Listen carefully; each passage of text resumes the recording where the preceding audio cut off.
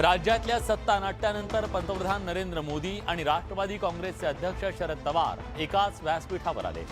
विरोधक मोदींच्या विरोधात एकजूट दाखवण्याचा प्रयत्न करतायत, मात्र पुण्यात पवार मोदींसह एका मंचावर आले आणि त्यांनी मोदींच्या पाठीवर थाप मारल्यानं राजकीय वर्तुळात चर्चेला उधाण आलं। देशातील राजकारणात दोन विरोधी नेते आज एका व्यासपीठावर आले। राष्ट्रवादी काँग्रेसमधील फूट आणि इंडिया या भाजप विरोधातल्या आघाडीच्या स्थापनेनंतर नरेंद्र मोदी आणि शरद पवार एकत्र आले। त्यामुळे या दोन नेत्यांचं एकाच व्यासपीठावरच्या उपस्थितीकडे सगळ्यांचं लक्ष होतं। यावेळी पंतप्रधान नरेंद्र मोदी यांनी शरद पवार यांच्या समोर येताच त्यांच्या हातात हात दिला। शरद पवार यांनीही स्मितहास्य करत मोदी यांची पाठ थोपटली। दोन्ही नेते व्यासपीठावर सहजपणे वावरताना पाहायला मिळाले। काही दिवसांपूर्वी भोपाळमधील कार्यक्रमात पंतप्रधान मोदी यांनी शरद पवार यांच्या राष्ट्रवादी काँग्रेसवर 70,000 कोटींच्या भ्रष्टाचाराचा आरोप केला होता। या आरोपानंतर अजित पवार भाजपसह सत्तेत सहभागी झाले, तर शरद पवारांच्याच उपस्थितीत पंतप्रधान मोदींना लोकमान्य टिळक पुरस्कार प्रदान करण्यात आला। राष्ट्रवादी काँग्रेसमधील फुटीनंतर शरद पवार आणि अजित पवार हे काका पुतण्या आज एकाच व्यासपीठावर पहिल्यांदा आले। अजित पवारांनी पवारांच्या समोर येणं टाळलं असलं तरी शरद पवारांनी भाषणात अजित पवारांच्या नावाचा जरूर उल्लेख केला। पंतप्रधान नरेंद्र मोदींना लोकमान्य टिळक पुरस्कारानं सन्मानित करण्यात आलं। या पुरस्कार वितरण सोहळ्यासाठी नरेंद्र मोदी, शरद पवार, एकनाथ शिंदे, देवेंद्र फडणवीस, अजित पवार हे दिग्गज नेते उपस्थित होते। पवार आणि मोदी एकाच व्यासपीठावर उपस्थित असल्यानं सगळ्यांचंच याकडे लक्ष लागलं होतं। त्यातच राष्ट्रवादीत गेल्या महिन्यात पडलेल्या फुटीनंतर शरद पवार आणि अजित पवार हे काका पुतण्या पहिल्यांदाच एकाच मंचावर उपस्थित राहिले। मुख्यमंत्री एकनाथ शिंदे आणि उपमुख्यमंत्री देवेंद्र फडणवीस यांनी पवारांशी हस्तांदोलन केलं। अजित पवारांनी शरद पवारांसमोर जाणं टाळत मागील बाजूनं ते आपल्या आसनापर्यंत गेले। नाही, साहेबांचा आदर करतो म्हणून मागणं गेलं। आपण आपल्या वडीलधाऱ्यांचा आदर करत असताना कसं भीतीने जरा मागणं जातो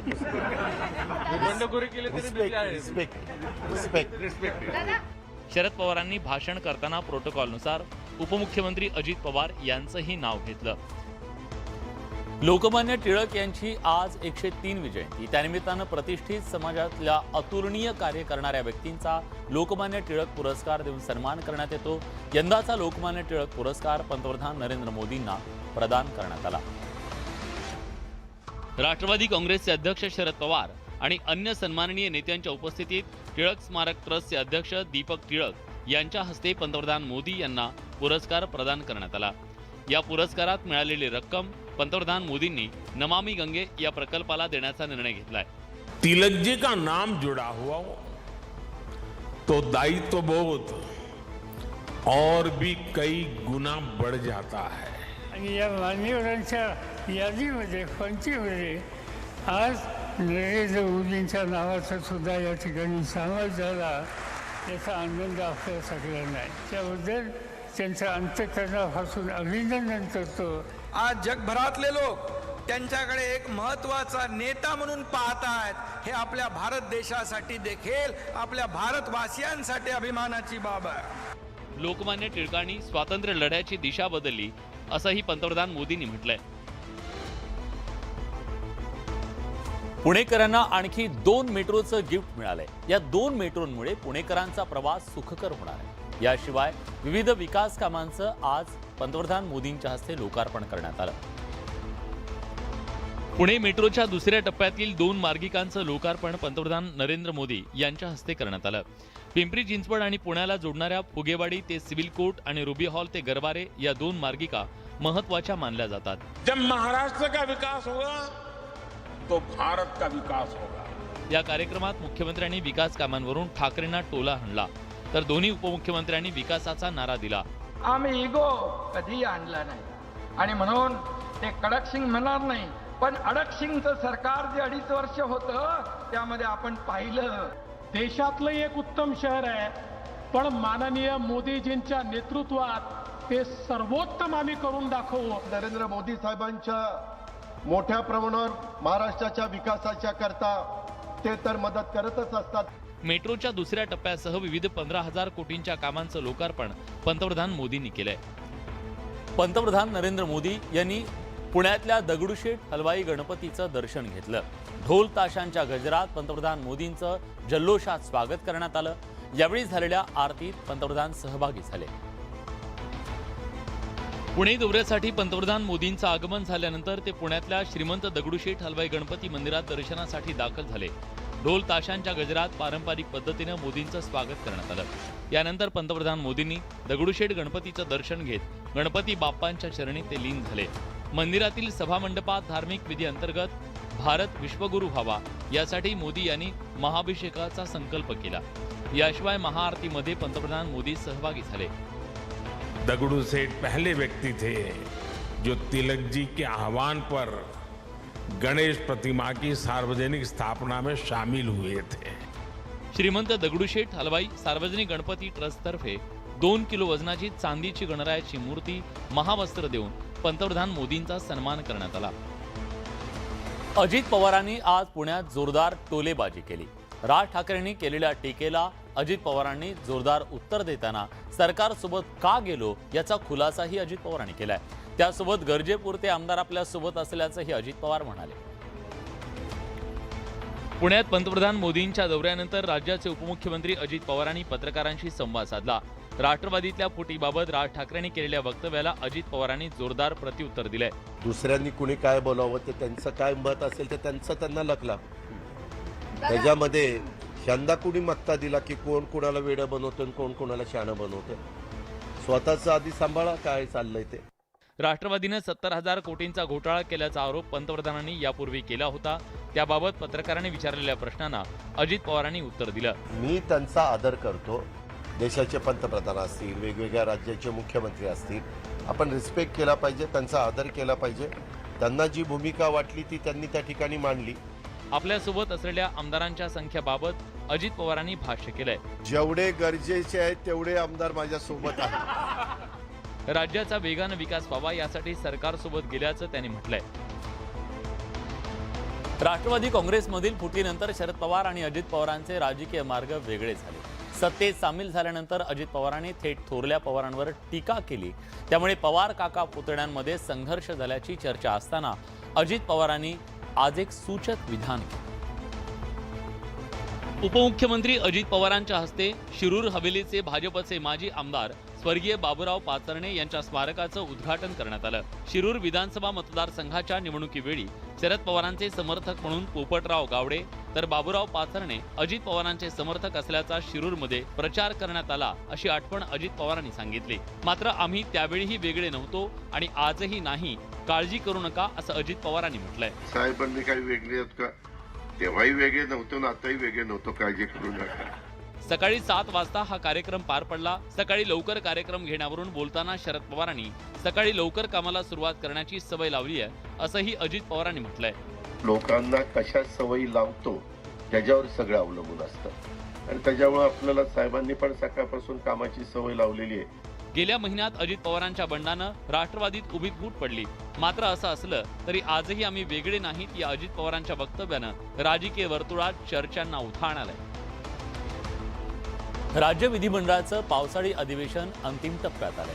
अधिवेशन संपायला अवघे 3 दिवस उरलेले असताना विरोधी पक्षनेता ठरलाय. विरोधी पक्षनेतेपदी काँग्रेसनं विजय वडेट्टीवार यांची नियुक्ती केली आहे. अजित पवार सत्तेत सहभागी झाल्यानंतर विधानसभेचं विरोधी पक्षनेतेपद रिक्त झालं. या जागेवर राष्ट्रवादी काँग्रेस आणि काँग्रेसकडूनही दावा करण्यात येत होता. विधानसभेत ज्याचे सर्वाधिक सदस्य त्याचा विरोधी पक्षनेता असं सूत्र आहे. त्यानुसार महाविकास आघाडीत आता सर्वाधिक सदस्य काँग्रेसचे असल्यानं विरोधी पक्षनेतेपद काँग्रेसला देण्यात आलंय. काँग्रेसच्या पहिल्या फळीतील नेत्याला विरोधी पक्षनेता करण्याची चर्चा सुरू होती. त्यानंतर दुसऱ्या फळीतील विजय वडेट्टीवार, यशोमती ठाकूर, सुनील केदार आणि संग्राम थोपटे यांच्या नावाची चर्चा सुरू झाली. अखेर काँग्रेस हायकमांडनं विजय वडेट्टीवार यांच्या नावावर शिक्कामोर्तब केलंय. विचाराची जर बांधील असेल तर ती लढाई सहज आपण पार करू शकतो, लढाई जिंकू शकतो आणि ती कमी संख्या असेल तरी आम्ही लढू. काँग्रेस प्रदेशाध्यक्ष विदर्भातले आहेत आणि विरोधी पक्ष नेतेपद विदर्भातलं आहे. नाना पटोले ओबीसी नेते आहेत आणि विजय वडेट्टीवार सुद्धा ओबीसी नेते आहेत. त्यामुळे प्रदेशाध्यक्ष आणि विरोधी पक्ष नेतेपद एका समाजातून देत काँग्रेसनं सामाजिक समीकरण समोर ठेवल्याचं पाहायला मिळत आहे. सध्याची तरुणाई अनेक रील्स बनवते. या रील्समधून समाज प्रबोधन केलं जावं असं आवाहन मनसे अध्यक्ष राज ठाकरेंनी केलंय. महाराष्ट्र नवनिर्माण सेनेच्या वर्धापन दिनाच्या निमित्तानं रील्स बाज पुरस्कार सोहळ्याचं आयोजन करण्यात आलं होतं. त्यावेळी राज ठाकरे बोलत होते. मनसेच्या विद्यार्थी सेनेच्या 17व्या वर्धापन दिनाच्या निमित्तानं रवींद्र नाट्य मंदिरात रीलबाज पुरस्कार सोहळ्याचं आयोजन करण्यात आलं होतं. याला मनसे अध्यक्ष राज ठाकरे सुद्धा उपस्थित होते. सध्याची तरुणाई रील्स बनवते. या रील्स मधून समाज प्रबोधन घडवण्याची मोठी ताकद असल्याचं राज ठाकरेंनी म्हटलंय.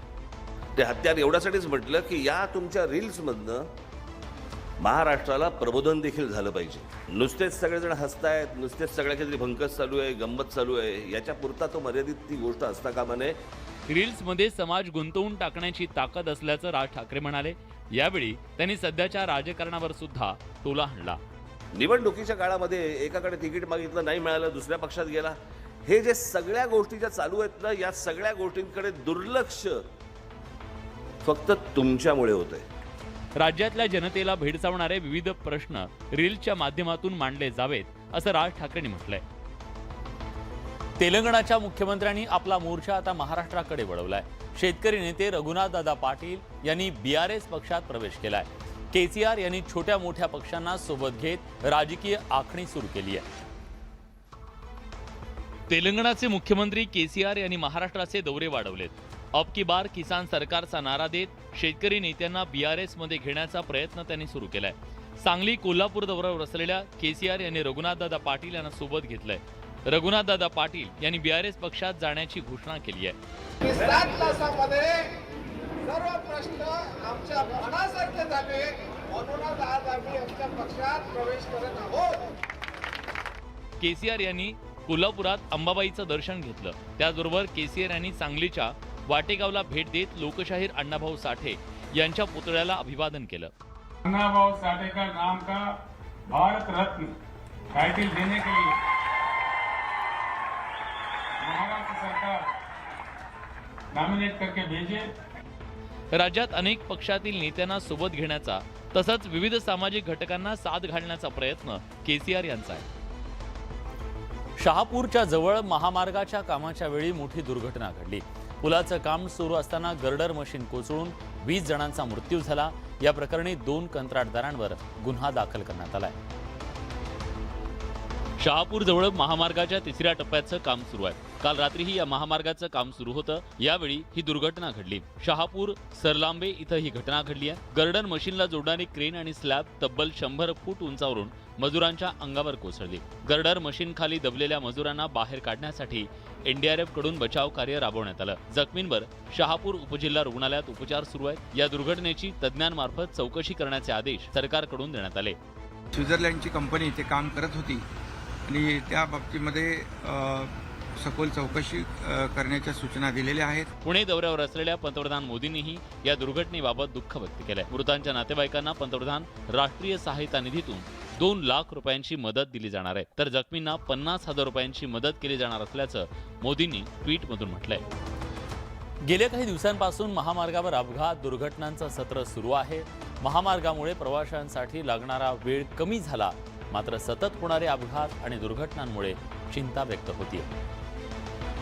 महिनाभरापूर्वी बुलढाण्याजवळ महामार्गावर अपघात झाला होता. 1 जुलैला महामार्गावर मध्यरात्री खासगी बसचा अपघात झाला. बस पेटल्यानंतर झालेल्या अपघातात 26 जणांचा जागीच मृत्यू झाला. त्या अपघाताच्या स्मृती अजूनही ताज्या आहेत. त्याचवेळी महिनाभरानंतर शहापूरजवळ महामार्गावर दुसरा मोठा अपघात झाला. शहापूरजवळ सरलांबे इथं महामार्गाचं काम सुरू असताना हा अपघात झाला. त्या ठिकाणी 22 कर्मचारी काम करत होते. या दुर्घटनेत अनेक मजुरांना आपला जीव गमावा लागला. याशिवाय डिसेंबर 2022 ते जून 2023 पर्यंत महामार्गावर जवळपास 368 अपघात झाले. या अपघातात अनेक जणांना आपला जीव गमवावा लागलाय. शेकडो जण जखमी झाले आहेत. तर चालकाच्या निष्काळजीपणामुळे 106 अपघात झाले. सर्वाधिक अपघात हे बुलढाण्यातून जाणाऱ्या मार्गिकेवर झाल्याचं समोर आलंय. शहापूर जवळ महामार्गाचं काम सुरू असताना शहापूरमध्ये भीषण अपघात होऊन 20 मजुरांचा मृत्यू झाला. क्रेन आणि स्लॅब अंगावर कोसळल्यानं ही दुर्घटना घडली. आता या दुर्घटनेनंतर राजकारण तापलंय. शहापूर इथं घडलेल्या दुर्घटनेप्रकरणी राज्य सरकारनं चौकशीचे आदेश दिले. असं असलं तरी विरोधकांनी या दुर्घटनेवरून राज्य सरकारवर निशाणा साधलाय. ज्या शेतकऱ्यांच्या जमिनी सरकारनं महामार्गासाठी घेतल्या त्या शेतकऱ्यांचा शाप लागल्याचं म्हणत ठाकरे गटाचे खासदार संजय राऊत यांनी निशाणा साधलाय. तर काँग्रेस आणि राष्ट्रवादी काँग्रेसच्या शरद पवार गटानेही दुर्घटनेवरून सरकारला लक्ष्य केलंय. बागायत शेती फक्त आपल्या स्वार्थासाठी, ठेकेदारांच्या फायद्यासाठी ओरबडून घेतल्या त्याचे हे शाप आहे. अपघाती असलं तरी कोण दोषी आहे याचा तपास झाला पाहिजे. दोषींना त्या बाबतीत कारवाई झाली पाहिजे. महामार्गावरील अपघात आणि दुर्घटनेनंतर निरपराधांचा जीव जातोय. सरकारकडून आर्थिक मदतीची घोषणा केली जाते, मात्र हे अपघात आणि दुर्घटना रोखण्यासाठी सर्व पक्षीयांनी चर्चा करून तोडगा काढणं अधिक गरजेचं आहे. संसदेचं पावसाळी अधिवेशन सुरू झाल्यापासून विरोधकांनी मणिपूरच्या मुद्द्यावरून सरकारला घेरले. या मुद्द्यावरून सत्ताधारी आणि विरोधकांमध्ये संसदेत घमासान सुरू आहे. या मुद्द्यावरून विरोधकांनी अविश्वास प्रस्ताव मांडला होता. विरोधी पक्षांकडून मांडण्यात आलेल्या अविश्वासाच्या प्रस्तावावर पुढील आठवड्यात संसदेत चर्चा होणार आहे. पुढील आठवड्यात 8 ऑगस्टला प्रश्न उत्तराच्या सत्रानंतर चर्चा होणार आहे, तर 9 ऑगस्टला या मुद्द्यावर चर्चा होणार आहे. 10 ऑगस्ट रोजी पंतप्रधान नरेंद्र मोदी संसदेत विरोधकांना उत्तर देणार आहेत. विरोधी पक्षानं मणिपूरच्या मुद्द्यावर अविश्वास प्रस्ताव मांडला होता. या प्रस्तावाला लोकसभा अध्यक्ष ओम बिर्ला यांनी देखील मंजुरी दिली. पावसाळी अधिवेशन सुरू होण्याआधी पंतप्रधान नरेंद्र मोदी यांनी संसदेच्या बाहेर माध्यमांशी संवाद साधताना मणिपूरच्या मुद्द्यावर भाष्य केलं होतं. मात्र त्यांनी संसदेत या मुद्द्यावर बोलावं अशी मागणी विरोधकांकडून जोर धरली आहे. त्यामुळे आता पंतप्रधान नरेंद्र मोदी विरोधकांच्या आरोपांवर भाष्य करून त्यांना चोख उत्तर देणार का हे पाहणं महत्त्वाचं आहे. तसंच विरोधकांकडून मांडण्यात आलेला अविश्वास प्रस्ताव संसदेत त्याचे काय पडसाद उमटतात हे पाहणं गरजेचं आहे. हिंगोलीत भाजप युवा मोर्चाच्या जिल्हाध्यक्षावर गोळीबाराची घटना घडली आहे. या गोळीबारात पप्पू चव्हाण जखमी झाले. हल्लेखोरांचा पोलिसांकडून शोध सुरू आहे. हिंगोलीतल्या जिल्हा परिषद कार्यालयात भाजप युवा मोर्चाचे जिल्हाध्यक्ष पप्पू चव्हाण आले होते. जिल्हा परिषदेच्या आवारात दुचाकीवरून आलेल्या दोघा आरोपींनी त्यांच्यावर गोळीबार केला. यात एक गोळी पप्पू चव्हाण यांना लागली. जखमी पप्पू चव्हाण यांना अधिक उपचारासाठी नांदेडला पाठवण्यात आलं. पप्पू चव्हाण म्हणून तो व्यक्ती आहे, तो इंजोर्ड व्यक्ती आहे. त्याला पाठीमागं गोळी लागलं, परंतु डॉक्टरने सांगितलं प्रथमदर्शनी काय आउट ऑफ डेंजर आहे, परंतु फर्दर ट्रीटमेंटसाठी त्यांना नांदेडला शिफ्ट केलं. या हल्ल्यानंतर आरोपी फरार झाले असून सीसीटीव्हीच्या आधारे हल्लेखोरांचा शोध पोलीस घेत आहेत. बदलापूर जवळच्या बारवी धरण अखेर 100% भरल्यानं ओव्हरफ्लो झालंय. सध्या धरणाचे 8 स्वयंचलित दरवाजे उघडले असून त्यातून पाण्याचा विसर्ग सुरू झालाय. धरण ओव्हरफ्लो झाल्यानं ठाणे जिल्ह्याची पुढच्या वर्षाची पाण्याची चिंता मिटली आहे.